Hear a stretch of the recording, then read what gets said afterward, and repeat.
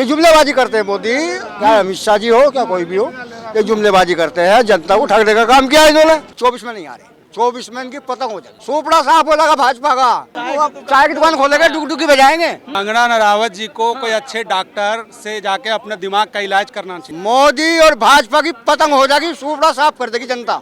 मोदी जी का आरोप जो बोले Amit Shah, blood pressure down हो गया है। ललन सिंह ने जेडीयू के राष्ट्रीय अध्यक्ष पद से इस्तीफा दे दिया और माना जा रहा है कि नीतीश कुमार को ही अगला राष्ट्रीय अध्यक्ष बनाया जाएगा।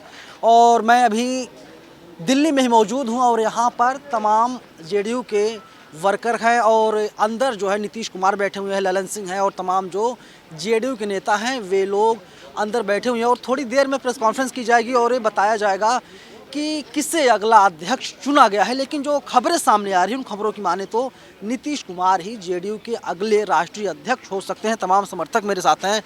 ये जो चुनाव हो रहा है, जिस तरीके से कहा जा रहा है कि नीतीश कुमार को राष्ट्रीय अध्यक्ष चुन लिया गया है, उनके नाम का प्रस्ताव ललन सिंह ने रखा। 2024 को लेकर कैसे देखते हैं इसे आप? 2024 देखिए, ऐसा है कि ये तो रूटीन मीटिंग भी थी, चूँकि जो टेन्योर पूरा होता है एक राष्ट्रीय अध्यक्ष का, तो जाहिर सी बात हर साल मीटिंग होती है। ललन बाबू ने इस्तीफा दिया है और तो जाहिर सी बात है जो उन्होंने प्रस्ताव में जो भी मान लिया कि जिसको भी नेता चुना जाएगा, जैसा कि अभी इन्फॉर्मेशन है कि माननीय मुख्यमंत्री जी तमाम लोगों के नेता हैं और जो भी डिसीजन होगा सभी का वो मान्य होगा। और चाहे किसी को अगर मुख्यमंत्री जी किसी को प्रमोट करते वो भी मान्य है, खुद ही जिम्मेदारी लेते हैं। कुछ भी कर लीजिए, टीवी वाले कह रहे हैं 24 में मोदी ही आ रहे हैं, राम मंदिर का काट नहीं है अपोजिशन के पास। ऐसा है कि हमारे जेडीयू की जो राजनीति है, माननीय नीतीश कुमार की जो राजनीति है, वो तमाम धर्मों को लेकर चलने का ये होनी भी चाहिए। क्योंकि इस देश में एक ही कम्युनिटी के लोग नहीं रहते, अलग अलग कम्युनिटी के लोग रहते हैं और जो सबको लेकर चलता है, जाहिर सी बात है जिस परिवार में आप रहते हैं और एक परिवार का मुखिया सबको लेकर चलता है, वही सबकी नज़रों में बढ़िया होता है। नरेंद्र मोदी सबको लेकर चल रहे हैं, सबका साथ सबका विकास का नारा देते हैं। वो कहते हैं ठीक है, लेकिन वो करनी और कथनी में फ़र्क होता है। हमारे नेता जो बोलते हैं वही करते हैं। कथनी करने में अंतर कैसे? नरेंद्र मोदी जी युग पुरुष हैं, धनखड़ साहब ने कहा है। किसने कहा है? उपराष्ट्रपति जगदीप धनखड़ ने। जगदीश जी को फायदा हुआ तो बोल दिया कि भाई वो युग पुरुष है। हर आदमी अपनी नहीं युग पुरुष। युग पुरुष कैसे हैं? प्रधानमंत्री मोदी जी, देश के प्रधानमंत्री और क्या हैं? अरे भगवान राम से बड़े हैं मोदी जी, वो अब मानते होंगे। अरे कर्नाटक बीजेपी ने एक पोस्टर दिखाया था, ट्वीट किया था, जिसमें दिखाया गया कि भगवान राम छोटे हैं, मोदी जी बड़े हैं। अब यह आपकी मानसिकता है कि आप मोदी जी को भगवान से तुलना कर दीजिए। ये तो हमको लगता है कि हमको सोचने पे विचार कर रहा है कि भगवान राम जी से भी आगे मोदी जी हो गए। कैसी मानसिकता है? ये मानसिकता से निकलिए। राम मंदिर मोदी जी बना दिया। मंदिर मोदी जी ने बना दिया, किसी ने बना दिया? सवाल ये है कि मोदी जी ने मंदिर बना दिया तो भाई मंदिर अच्छी बात है, आप जाइए, ठीक है, कोई एतराज नहीं है। लेकिन ये नहीं है कि मान लीजिए कि अब सवाल ये है कि आप जो है सिर्फ धर्म से ही बात नहीं चलती है। आप बहुत सारी बेरोजगारी, रोजगारी, काम भी तो होनी चाहिए ना। आप युवा हैं, हम युवा हैं, तो क्या आप सिर्फ जाकर के मंदिर में, मस्जिद में, गुरुद्वारे में, चर्च में आप बताइए, मोदी जी जा रहे हैं कि मूर्ति में जान डालने के लिए, जान फूंकने के लिए प्राण प्रतिष्ठा करेंगे? मुझे कुछ नहीं कहना है। कुछ नहीं कहना है। कुछ नहीं कहना है। मोदी जी जा रहे हैं जान डालने मूर्ति में। अरे कुछ नहीं जान डाल रहे, जुमलेबाजी चल रही है और कुछ नहीं है।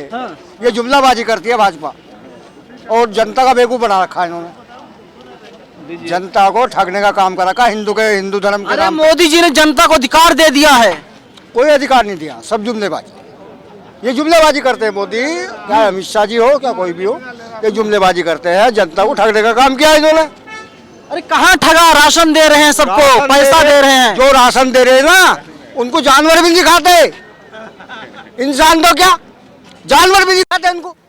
आप जाकर देखिए ना राशन की एजेंसी पे, आपको खुद अनुभव हो जाएगा।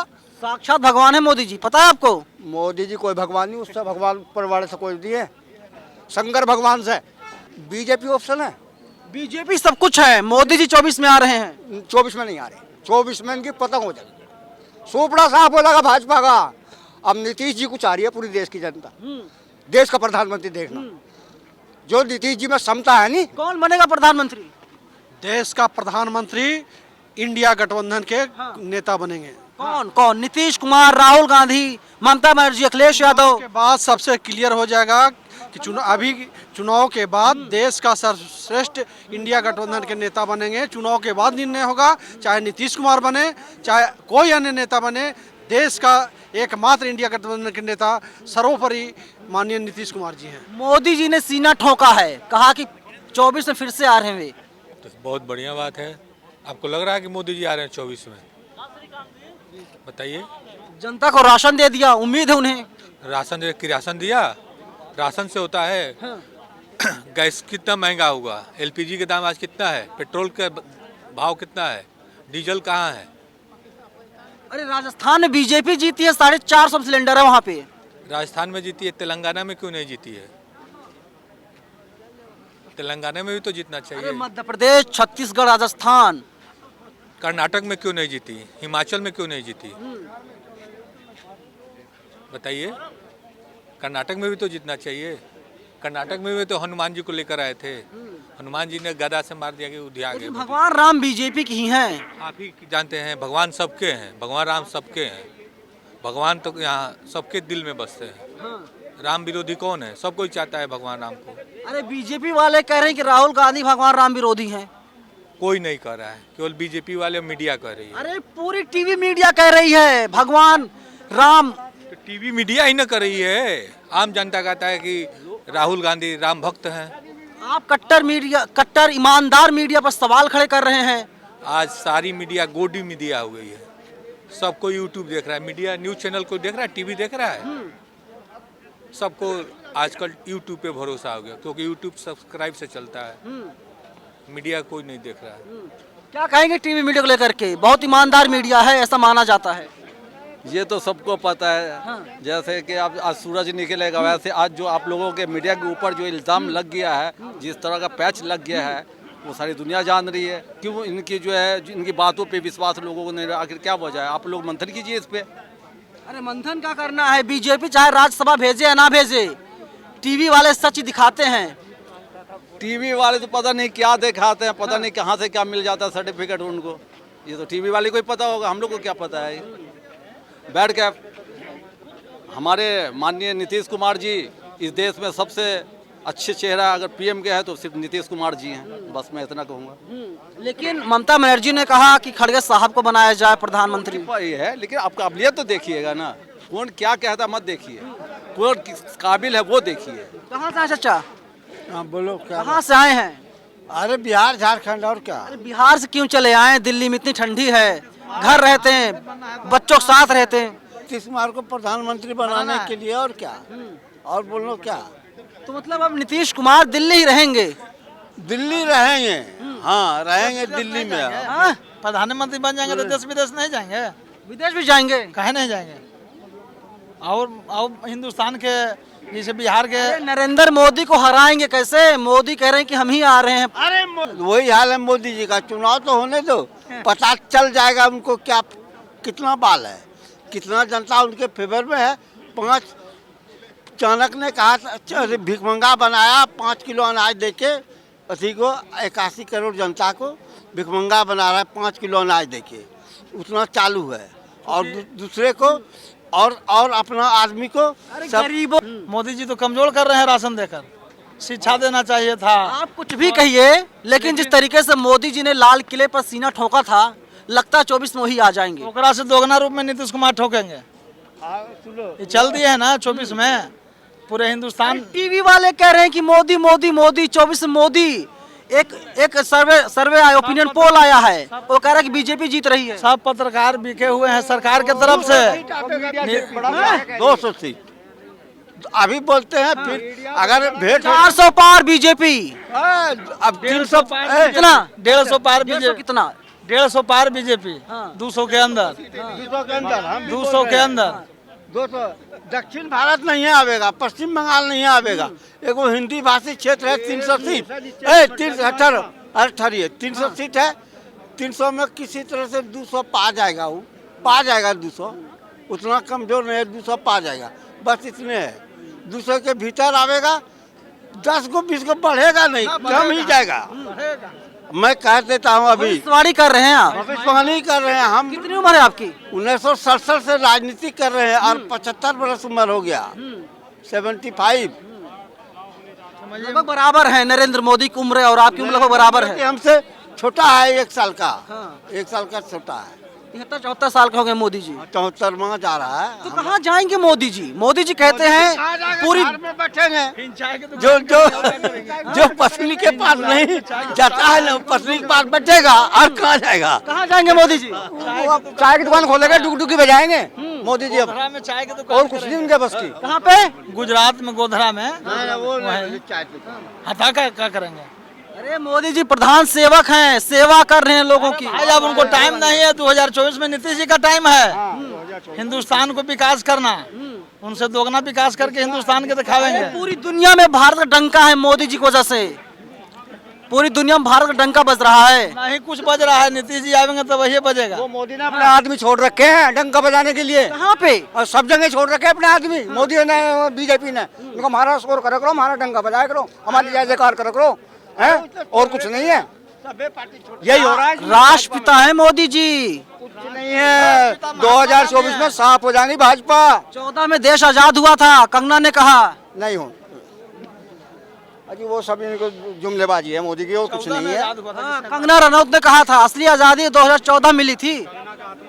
हाँ, कंगना का आत्मा भटक रहा है, इसलिए बोल रहे हैं कि 14 में आज़ादी मिला है।